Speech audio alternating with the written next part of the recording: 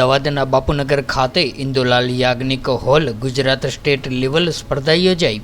અમદાવાદના બાપુનગર ખાતે આવેલા ઇન્દુલાલ યાજ્ઞિક હોલ બાપુનગર અમદાવાદ શહેર ખાતે ministry of youth affairs and sport, Bharat સરકાર તથા ઇન્ડિયન ઓલિમ્પિક એસોસિએશન દ્વારા માન્યતા પ્રાપ્ત 8મી Gujarat state level taekwondo championship યોજાઈ હતી। ત્યારે આ સ્પર્ધામાં ગુજરાતના જુદા જુદા જિલ્લાની ટીમોમાંથી કુલ 1000 સ્પર્ધકો આવ્યા હતા।